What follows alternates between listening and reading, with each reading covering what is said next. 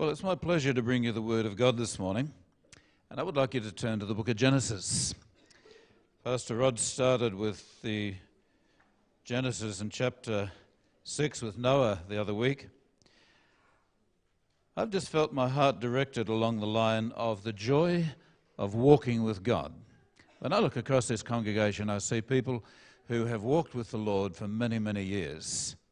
And the Bible says the path of the just is like a shining light that gets better and better towards the end of the journey. If you go to Genesis 3, and go to verse 8, you remember the story of Adam and Eve, the very first two that were created by God. And one of the great pleasures they had was that God would come and rendezvous with them every evening, and he would walk with them. Now, scholars debate how it was done or whether Christ actually appeared, but I'd like to suggest to you that when God made mankind, that he was so hungry for fellowship and relationship with them, he couldn't wait for eternity, couldn't wait for heaven. He had to come down on earth and enjoy what he made. The Greeks used to think the body was bad, and the great ultimate thing of life was to get out of the body and go into your afterlife. But that's not the way God made mankind. And one day you'll have a resurrected body, and your fellowship here on this earth, not just on heaven, but here on this earth. If you read the book of Revelation, you'll see that God isn't interested in just zapping you into some heavenly ethereal thing. He's actually interested in you living out your purpose on this earth. And if you look at verse 8, it says, "They heard the voice of God walking in the garden in the cool of the day." Just the last few weeks, I've just been enjoying that experience. Getting up in the morning or getting late in the evening, stopping what I'm doing, the busyness of life, and just taking 5 minutes just to walk with the Lord. How many of you are enjoying this autumn weather? Isn't this the most perfect, fabulous weather we could have had? Probably a month late, but this is May, it's Queensland. There are a lot of people who'd give their eye teeth just to be sitting here enjoying this paradise. And if you can cultivate the joy of walking with God, you'll find that it takes the sweat out of your Christian life. In fact, so much so that God enjoys, if you go a little further over in Genesis to chapter 5, God so enjoys walking with you that you're going to meet a character here called Enoch. And if you go to Genesis 5 and verse 21, well, we could pick up verse 18 and introduce you to him. Jared, one of the ancestors, he was the sixth descendant from Adam. They lived a long while in those days, and they left having kids a little bit longer. Jared was 162 years when he begat this classic character called Jared. And Jared lived those years, and then he begot Enoch. And he begot sons and daughters after he'd begotten Enoch. And all the days of Jared were 960 and 2 years. They estimate that because there was a canopy of water around the earth, the population of earth was able to live much longer. There were none of the harmful X-rays. The air pressure of the earth was probably about 2 or 3 times greater, so that pterodactyls, remember pterodactyls, they're flying guys, they couldn't fly in our present atmosphere because they were too heavy for this. But the scientists reckon that in that atmosphere, with a water canopy around the earth, with no damaging X-rays, you could live and still look beautiful, ladies, at 80, 90, 100 and hundreds of years of age. And I don't know if you want to have 10 great-great-great-great-great-great-great-grandchildren, but that's what happened in these days. And Enoch, look at this, he lived 65 years and he got Methuselah. And Enoch, look at this particular phrase. Isn't it interesting that out of all the characteristics, now Wayne spoke about what happens when you die, how would you like this epitaph written over your life? Verse 22. Enoch lived 65 years and begat Methuselah. By the way, he's the one that's going to live the longest on earth so that God can postpone as much judgment before the flood comes.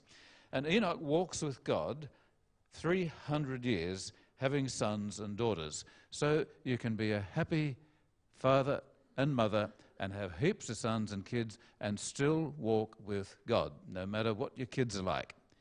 This is the darkest period in human history. And it says Enoch walked with God. It's got so bad that at some point God is going to say we've got to destroy this race. So why should we complain about walking with God? when we live in such a magnificent culture, such a land of opportunity with all the privileges we have. When you want to sell a diamond and you're a jeweler, you'll look for a dark blue satin or velvet or a dark black velvet. You'll put it on the cover of the display case and you'll put the diamond right in the middle of the darkest thing in the whole shop, and it just shows the glory of it. Enoch was like a diamond in his day. He walked with God. And go down to verse 24. Oh, he must have made a mistake when they were writing the book. It says there, he says, Enoch walked with God. How many times is that? At least twice. If you look back at verse 22. If God is going to write a book, that's the only book that you're going to have to know how to get to know him, you wouldn't think he'd waste phrases, would you? Why would he say twice, Enoch walked with God? I've just finished reading a book called The Path. It's by Rick Joyner, and he makes an allegory of meeting Enoch. And he says, in vision, he met with Enoch and Elijah. Have a listen to the story. I saw him standing at a distance, and he gave me a staff, a humble-looking stick, just freshly cut, still got bark on it. It hasn't been used much. And he says to me, I've given you this staff because now I want you to change from being just prophetic to being a shepherd. I want you to be a prophet, but I also want you to shepherd God's people. And Rick said to him, I never thought I'd ever be given one of these, because he said, I've been used to teach and prophesy, but I never thought I'd get a shepherd's staff. I've been called to lead people in many different ways, and now I'm leading this particular group through the wilderness, but I never saw myself as a shepherd. In fact, I'm quite honoured, but rather concerned, because my personality is I intimidate people rather than making them feel comfortable. Now, if you've ever been around any prophetic people, sometimes they can be like that, can't they? Actually, underneath, they're really quite warm and fuzzy and caring characters. When I was a young Christian, I was told we were going to have a revival with Harold Dewberry, the evangelist with the Assemblies of God. And of course, I'm 16 years of age, and the preacher said, and he's got great words of knowledge. He can look at you and say what's in your life, and have words of knowledge over your life. Well, what's a 16-year-old kid going to do?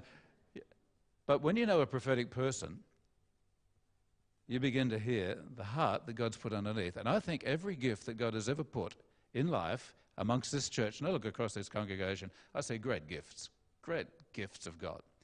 And every one of them starts with a shepherd's heart. And as he gave the staff to him, the rod and the staff of the shepherd, Rick Joyner says back to him, I don't want to be just intimidating and making people feel uncomfortable, but I know I need to change, and just being with you these few minutes, Enoch, you are the warmest, most gracious person I've ever met. You are so full of joy. I looked at him again. I've never seen anyone like Enoch so full of joy and so deeply loving.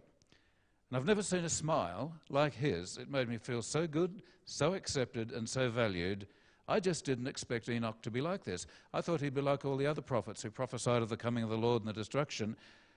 But here is the happiest man that I've ever met. And then I met Elijah. And I said to Elijah, you are like the prophet I would expect. And Elijah said to him, one of the sad things about my prophetic life is I did the jobs that God gave me, but I didn't love like I should do. And when I prophesied judgment, I actually enjoyed seeing judgment come on God's enemies. And Elijah said, for that reason, I didn't become on earth the person I should have been. But Enoch did. And Enoch said, I walked with God. And the reason my life, he said this to Rick in the vision, my life was so happy and so joyful, he said, you just cannot walk with God and not be happy. If you walk with God, you just inherit his love. Enoch walked with God. And some people would like to make the Christian life such a dulcet drag that would just slave you right down to serving God legally. But if you've got the walking with God, it just becomes so easy. When you woke up this morning, what was the first thing you said? Somebody had a pun on it last night at the Hungy. Some wake up and say, "Good morning, Lord," and others wake up and say, "Good Lord, it's morning." But isn't it the most natural thing when you're born again just to talk with God so comfortably and so easily that you actually understand? In fact, God said to Enoch one day, "You're 300 years plus 165. It's time for you to come home. Too far to go back. Come home with me." And he took him and he translated him. And do you realize that one of the things that happens when you walk with God is that you don't fear death? In the book of Hebrews it says, "Those who feared death lived all of their life in bondage." But when you become a Christian, there's something that just changes in here where you realize that death is but a door. And I'd like you to turn to the book of Isaiah, chapter 57. Seeing Wayne mention journeying with God this morning and over the passage of your life, if the Lord tarries for another 10 years, some of us won't be here. And you're going to have to face the Grim Reaper, as our culture calls it. Remember the smoking ad and the Grim Reaper with the sickle and the scythe? Here's one of the most beautiful verses about people who walk with God. Isaiah chapter 57 and verse 1 and 2. "When the righteous perish," and unfortunately there's nobody in our culture, Isaiah said at the moment, who are laying it to heart. "And merciful men, they're being taken away from among us." And none in our culture at this time when he was preaching it is actually considering that the righteous is being taken away from the evil judgment that's going to come on this nation. But look what happens with a righteous person. "They shall enter into peace. They will rest in their beds, and each one will be walking in his uprightness." Isn't that a marvelous thought? That you are so comfortable with God that you just keep on walking. And like Enoch, God says to you, "Oh, you come this far, can't go back, come on right in." And Enoch was translated by faith. Enoch walked with God, and he was translated, as we call it, or changed. He's one of the two men in the Bible we don't hear about them dying. The other one was Elijah, who was translated in the fiery chariot. Now Moses died, and God buried him. Later on, you see Moses and Elijah on the Mount of Transfiguration talking to the Lord. How did Peter and John know it was Moses and Elijah speaking to Jesus on the Mount of Transfiguration? Because Jews weren't allowed to have statues, pictures, and paintings, because that was idolatrous. That's what the nations did. They just knew them instinctively. Maybe they heard them talking. Maybe Jesus said, "Oh, hi Moses, hi Elijah," and that gave the game away. But I rather think that when you're a human walking with God, you know people instinctively. Have you ever met somebody who's out of fellowship with the Lord and you go to give them a warm hug or a handshake and they can't look you in the eye? And you think, "Oh, something's missing." Have you ever seen somebody who's dying of cancer and the face is grey? In the spirit, when somebody's walking with God, there's just a receptivity and a joyfulness and a love that just is intermittent. That's why it says, when we walk with the Lord in the light of his word, the blood of Jesus cleanses us and we have fellowship with each other. So I'd like to say, look at what Enoch did, walking with God, and then look at your life. When was the last time you just enjoyed walking with God with no sweat, no pressure, no guilt? And we took communion this morning. Jesus said to Peter, "Now that you're mine and you're saved," he said, "you're walking with me. And I don't need to wash you completely, you just need to wash your feet." What was he saying? He said that you're walking with God. If you do happen to trip or stumble or sin stain somewhere, just wash your feet. Come and take forgiveness with God. It's as comfortable and easy as that. In fact, one of the things that's so easily taken for granted is that you can turn to the Lord and just say, "Lord, forgive me." I'd like you to flip over to the Old Testament prophets and the book of Micah, and then we'll be going to Ephesians and stitching it all together. Micah is definitely in there, and it's Micah chapter 6. Micah chapter 6. I hear the rustling of the mulberry trees. Shall I give you another minute? All right, we're getting there. Micah. I hear the rustling of the contents page and the tap, tap, tap of the iPads. Okay. Micah, and it's chapter 6, verse 6. How shall I come before the Lord? And when I bow myself before the Lord, the Most High God, shall I come to him with offerings that are burnt, with calves a year old? Would the Lord be pleased with thousands of rams or with 10,000s of rivers of oil? Could I give my children, my firstborn, for my transgression? Could I give the fruit of my body for the sin of my soul, which is what the pagans did in the culture? They would sacrifice their children. Look what verse 8 says. No, he has already showed you, O man, what is good. And what does the Lord require of you but to do justly and to love mercy and what? To walk humbly with your God. It seems like God has always wanted to walk with you. Right from the very moment when you were first born. Mums and dads, do you remember when your kids first took their first tottering, stumbling steps? And you had to guide them across, because walking is actually controlled falling.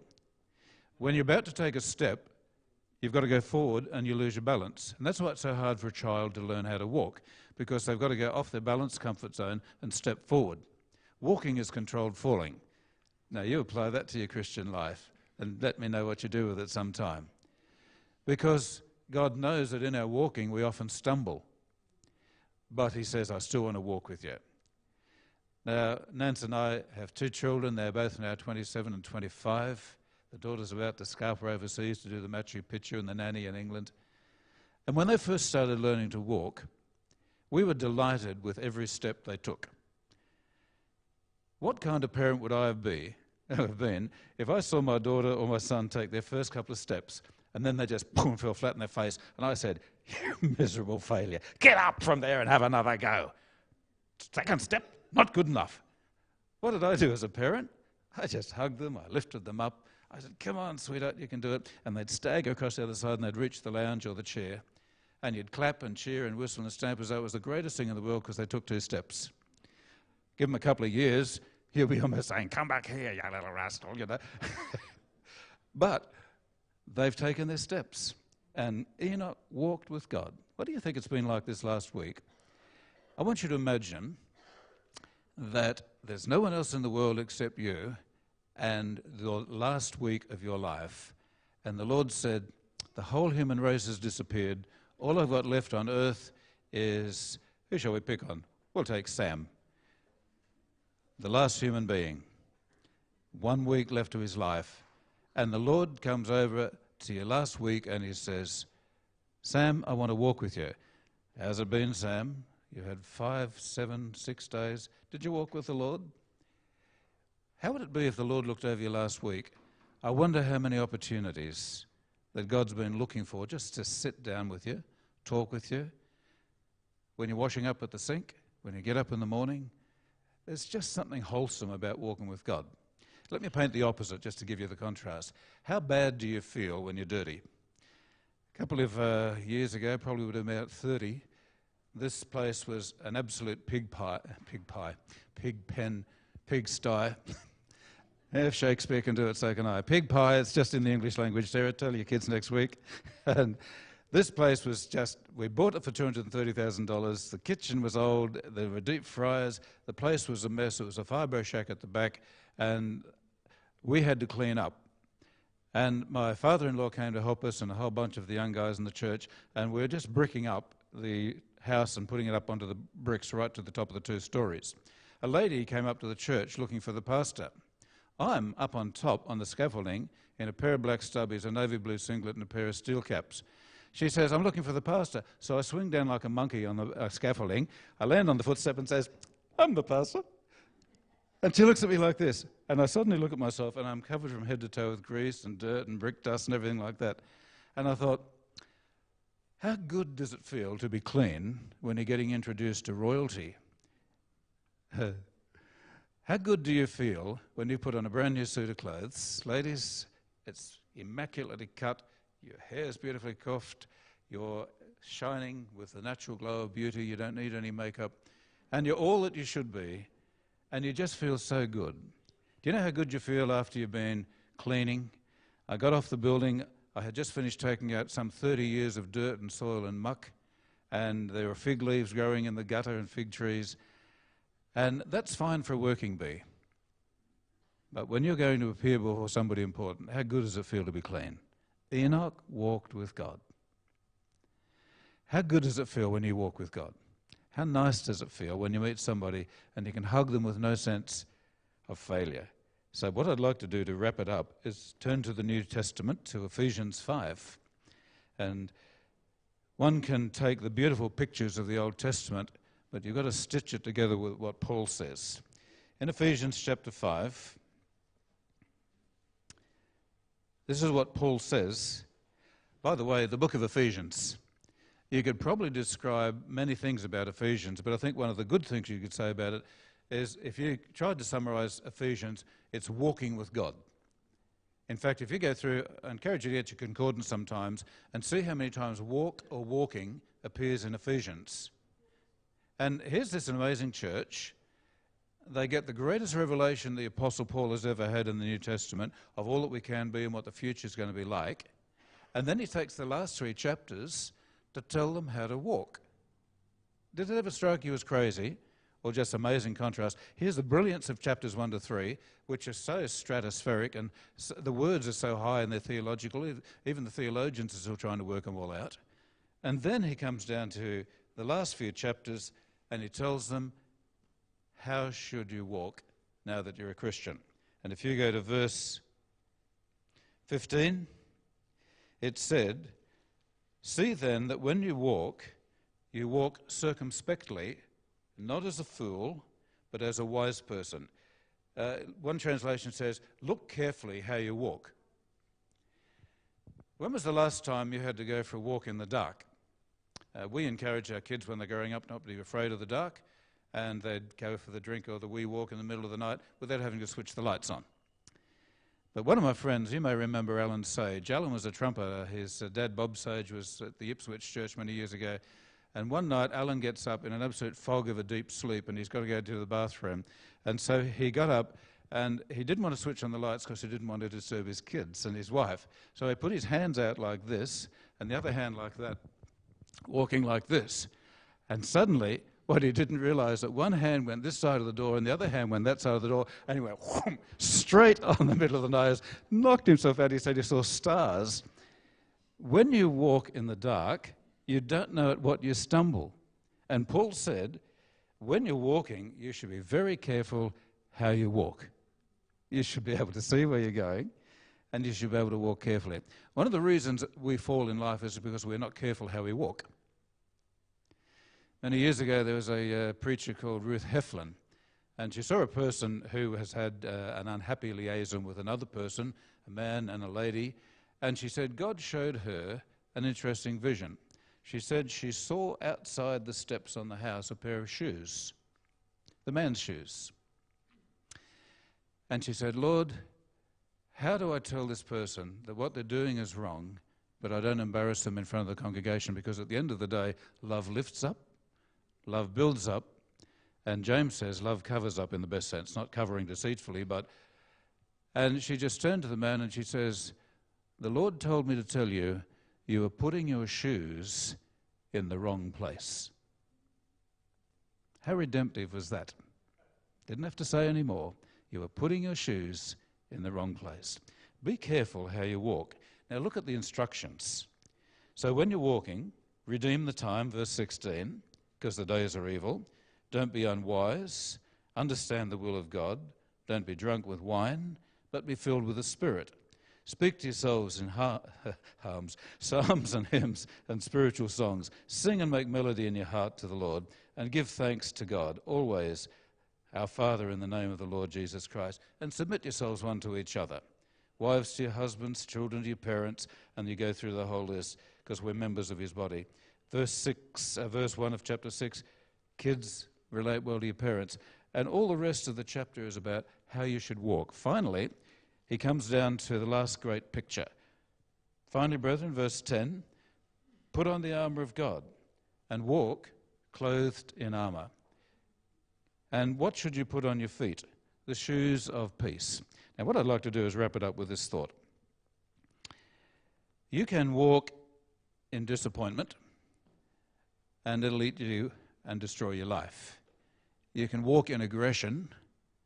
And I just heard a man the other day described to me, unfortunately, he was a pastor and a minister, and he said he's a great preacher, and this is from another state on another planet, so it's not local. He said, but he's divisive. When he preaches and when he speaks, he antagonizes people. What kind of epitaph would you like over your life when people walk away from your grave? I couldn't think of a better epitaph than this man or this woman walked with God. What a great legacy to leave your kids. Can you imagine your grandchildren going away? Do you remember Sadhu Sundar Singh, the Indian mystic? He dressed in a saffron robe, he preached to the Indians, he lived like an Indian, and one of the little girls saw him come to the door and ran back, and she said to her mum, "Mum, Jesus is at the door." That'd be a nice thought for your grandkids to say about you. All right, we better move on from those grandparent thoughts. I made a particular note of a thought that years ago was said by Augustine, one of the great early church fathers. A bit of a mixed bag in some ways, but he said this: Solvitur ambulando Dei. So there you go, you've just learnt Latin. Solvitur means it is solved. Ambulando means as you are walking. If you are ambulant, you walk. An ambulance helps you get somewhere. Dei is God. And this is what Augustine said after looking at his life, and Wayne just mentioned before about what kind of when he came to God, he was an absolute tragic waste of a life. And the story of Augustine's conversion is quite amazing. And years later, when he looked back on his life and he looked at the struggles he had to get rid of his concubines, his immoral lifestyle, his drunkenness, he said this phrase. You want to write it down? As you walk with God, it shall be solved. As you walk with God, it shall be solved. Think of the problem you're facing at the moment. Teenager, young person. I used to think when I was a young teenager and when I'd get to 36 or 40 or 50, you'd never have sexual temptations or bad thoughts ever again. Well, does anybody want to say that was a rather foolish thought, Paul? As you walk with God, it shall be solved. I'd like to give you a quote to wrap it up. This is from a lady called Nancy Janish. She said, it's often hard to walk towards some things. And we may have dangerous things in our life to face. Sometimes we've got to walk towards illness, divorce, dementia, death, and tragedy of all sorts. On the other hand, sometimes we have wonderful things. Birth, marriage, graduation, new jobs, new starts, life after illness, and sometimes life after divorce and separation. But the good news is we don't walk alone. You've all seen that picture of that wonderful one. They put it on tea towels, they put it on walls, the two footprints walking down the beach, and the man looks back and says, how come there's only one set now? That's when I carried you. People have captured this amazing thought about walking with God for years. And I think one of the greatest things you could ever do is walk with God so naturally and comfortably that when you leave here today, you don't have to stress about your relationship with Him. It's just so natural as breathing. It's like a human being was made to walk with God.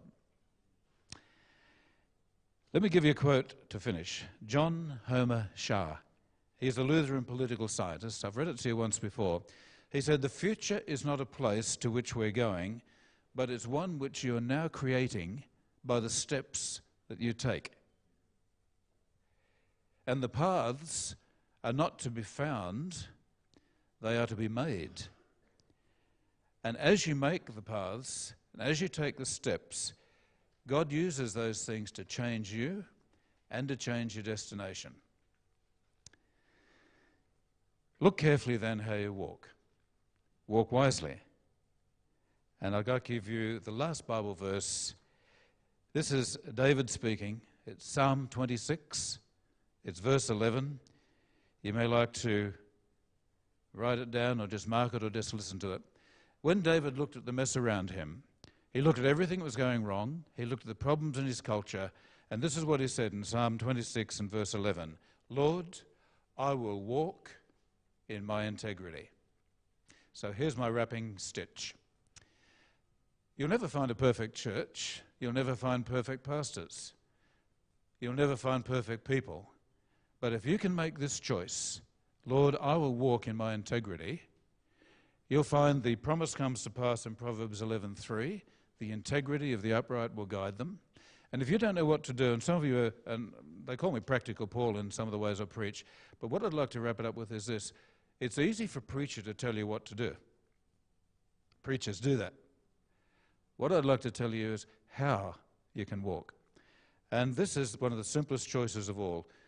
Finding direction in God is not a matter of pressing buttons and doing all the button-pushing stuff all the seminars say. You can go to 100 seminars out there on the seminar circuit where all the speakers make their money, and they'll tell you great thoughts. Most of them they robbed from the Bible anyway. But it's not do these three things. What it comes back to is a relationship. When I see my daughter or my son, and we'll go down for a farewell tea in Brisbane just before she catches the plane off to to New Zealand and LA and the rest of the place, and we probably won't see her again for a year or two. But when we see her, I don't have to introduce myself. It's just, hi Sarah. We just pick up where we left off the last time. And that's the kind of thing you should have with God. Direction really comes from relationship and walking with God. And in Romans 8:14 it says, those who are led by the Spirit of God are the growing up sons of God. So let's just tell you where we've been. We've looked at Enoch. We've looked at the fact that God couldn't even wait for heaven. He wanted to walk in the Garden of Eden. We saw that it doesn't matter even if you're facing death, God can take you through it. And as you walk with God, it shall be solved. Take a moment then just to reflect on the problem you're facing at the moment. Is it a financial challenge? Is it a material thing?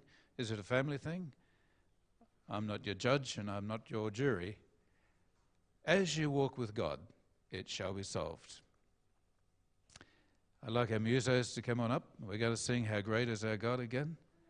And I'd like us just to give to God the problems we're facing. And rather than seeing the greatness of a problem, why don't you just celebrate the joy of walking with God? I couldn't get a simpler message, but I know as I'm getting older, most of my messages that change lives aren't because they're fancy, theological, highfalutin. They just come from discovering what works. And I don't know any better thing to suggest to you than walking with God. How great is our God? Would you like to stand up, practice a little bit of walking on the spot if you wish, and then go and walk with God this week? The situations you're facing, the problems you've got, as you walk with God, it shall be solved.